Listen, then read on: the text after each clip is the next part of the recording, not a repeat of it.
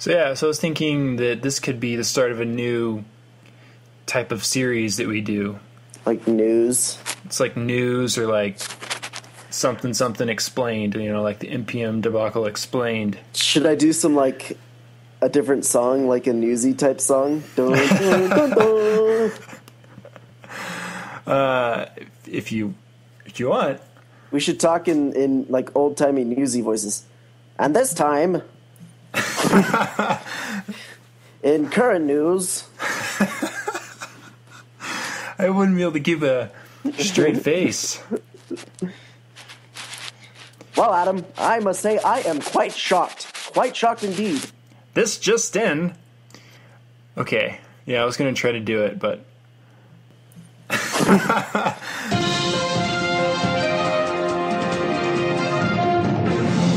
The Web of Tomorrow Podcast.com. This just in. I'm just kidding. Today, we're going to start something new. It's been 2 weeks, so we're going to try something a little bit exciting, a little bit tantalizing, maybe even intrigue, if you will. I just finished Kiss Kiss Bang Bang, the movie, so I'm all into the noir mood. So if I can spin this news story that we're going to talk about the most noir way I can, I will fail miserably, and it won't pan out. So anyways, Adam, why don't you kick us off with our story today? Yeah, so earlier last week there was this NPM fiasco, and some of the headlines are things like how one guy broke the internet with 11 lines of code. And so for people listening to this, it may either be like old news because it was last week, or there's still articles coming out about it, and people are trying to figure out how to prevent this in the future. Or maybe you never heard of it because he actually only broke the internet for about 10 minutes. Which is, for the internet and any apps that were using NPM, which is a huge amount, a really big deal. So I guess let's go into the story a little bit, and then we'll start with some commentary even about what that means as far as coding and programming, and kind of the examples that this is of the. Yeah. Anyways, I had a brain fart right in the middle of that. Essentially, what I'm trying to say is this has some kind of meaning to it that I think we could talk about. So what happened was there's this guy named Azer. I don't remember his last name. Kukulu or something like that. It's got like a little symbol here. I don't know how you pronounce it. He had tons and tons of packages up on NPM, and one of them was named Kik, K-I-K. And apparently there's this other company called Kik. I don't know. Have you heard of this company? It's like a messaging app or something like that. And so he had this Kik thing up on NPM, and then Kik asked him to take it down or rename it or whatever. And he was like, no. And then so then Kik went to NPM and then NPM took it down. And then this Azer guy, he got so mad that NPM took down Kik that he decided to just take down all of his modules, like over 250. And one of them was super popular. It was called Left Pad, and it was used by things like Babel. And almost everything uses Babel now because it, compiles the code, and that essentially broke the internet because no one could run npm install anymore or compile their code. So you know how Kim Kardashian's stupid and really annoying, but she's been trying to break the internet for so long, and they've got this really dumb saying now that everyone uses. Well, we're using this in the literal sense. It has broken the internet. It did it for a short period of time. And I just wanted to read a quote from Azer, however you say his name, that I thought was kind of interesting. He says, This situation made me realize that NPM is someone's private land, where corporate is more powerful than people. And I do open source because power to the people. Summary. NPM is no longer a place that I'll share my open source work at, so I've unpublished all my modules. And basically that all made everything go, well, anything that was using Babel and then his, obviously, modules as well. I love that. That's from his post on Medium. And what I think is funny about this whole thing is that it's just 11 lines of code. It's just this little...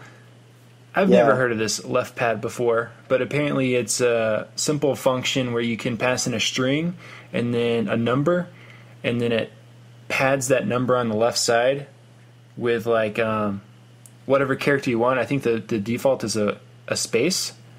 And so if you pass in a character that's already 6 letters long and you pass in a 6, it actually does nothing. But if you pass in a character that's 6 letters long and give the number 10, it'll put 4 spaces in front of it. Interesting. And how is that useful? I have no idea. But apparently it really basically is very useful. NPM now is just full of tons and tons of tiny, possibly one-line functions. So 11 lines is actually kind of long. Some of them are one line. And they're just useful things at the simplest possible function that might be useful. What I think is really interesting about this, kind of just talking about what you said, is it shows how fragile the internet can really be. And there's a lot of arguments that can be brought up around this. There's a lot of arguments that are brought up around what happened legally, right, with Kik and NPM, and Kik asking him to take down the stuff, and it goes. So there's a lot of different things that you could speak to. One of them is open source and the freedom to work as you want without having to be pressured and pressed upon by corporate. And then secondly, obviously, like how fragile the internet actually is. And then thirdly, there's a lot of arguments you talk about, but another third one that I was thinking about, should you be able to ruin someone else's stuff just because you want to make a point? A lot of people depended on this module and this thing, and Azure decided to make a point by this 11 lines of code. And is that fair to do? Like, his point is noted, but is it fair? So it brings up a lot of questions. Yeah, and I think that's one of the things where going forward, NPM is probably going to make it harder to unpublish code once it's published. Mm-hmm. But I mean, unpublishing code isn't the only way he could have ruined everyone's code. He could have just updated his code in a malicious way and then pushed a new version number. Right. True. And then everyone would have downloaded that. Yeah, because a lot of people will depend on these dependencies using Semver, which is like a very specific way of doing your version numbers, where you have major, minor, and patch. It's like a major dot minor dot patch. And if you do a patch, there should be no breaking changes. It should just be bug fixes. But if people don't follow Semver correctly and they do a breaking change and then do a patch update, all of a sudden they've broken people's code as well. So it's funny because things like this, though they may seem sort of unrelated to the larger corporate versus open source versus government argument that tends to come up around the internet, especially right now. It's a really big topic with the FBI being able to hack mobile devices, the safety of data, and all this stuff. Like what is proprietary on the internet? What should we make a little bit more proprietary? But at the same time, there's like this little other argument that is connected and can sometimes influence the heat, I guess you can say. Like in the end, what kind of influence will this have on the people who are fighting for more restrictions in the internet? this would probably have a negative effect on them. They'll point to this and say, look at what one man can do, one person can do, if we don't put laws and restrictions and stuff like that. Yeah, I mean, so one of the possible reactions to this is to stop relying on these tons and tons of these tiny little NPM packages and just write your own code, or just copy and paste code into your project. So that's kind of what some people are advocating for, and it's kind of the opposite extreme, because then really you're duplicating a bunch of the same effort, and you may not be writing that one line function. You may not be writing it as well as having it as a package that everyone can contribute to. So it's super interesting. It's interesting for the future of NPM. Very soon here, we'll see probably some changes coming in.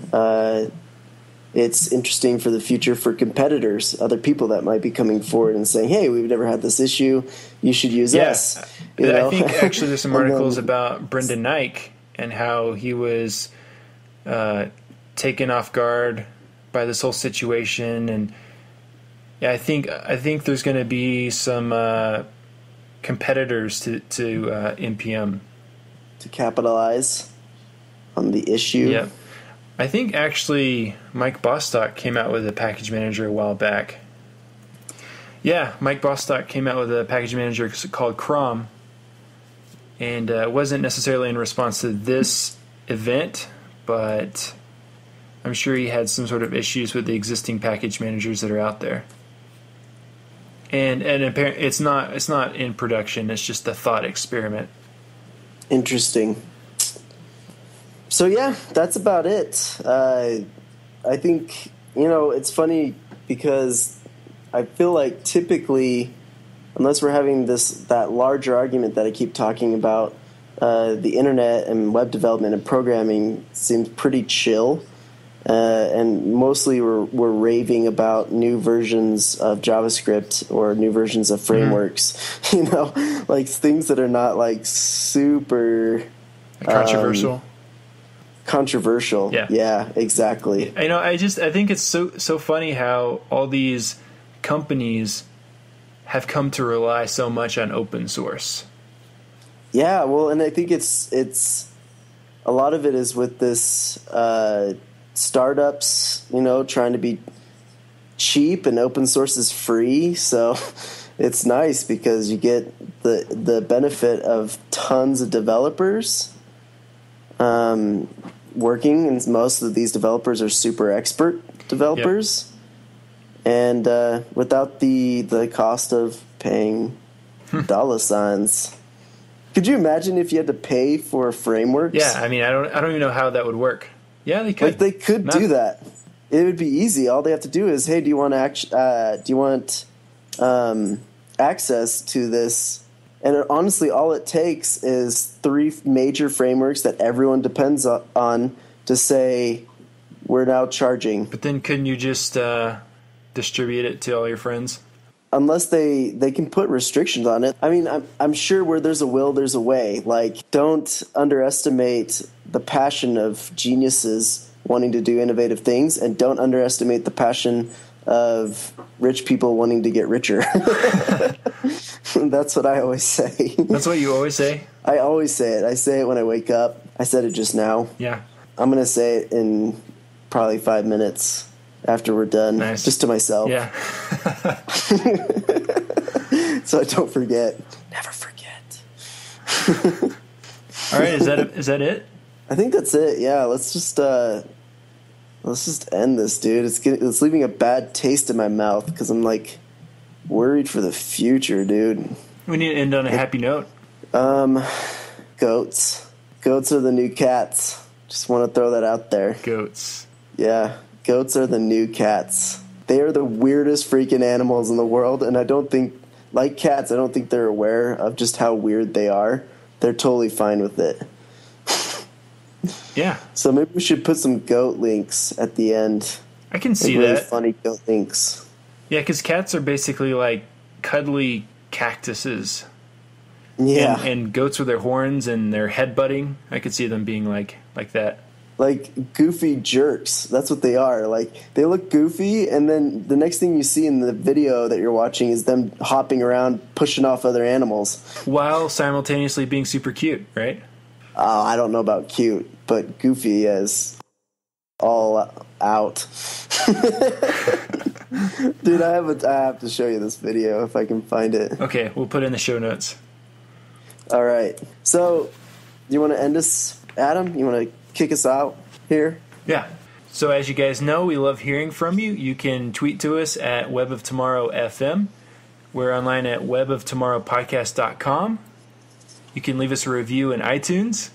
And Riley's laughing at me. No, I'm laughing at this goat video. Dude, here it is. Next time on the Web of Tomorrow, we'll talk about the secret sauce to being the best program in the world. Here's a hint. 2 parts cinnamon, 3 parts honey.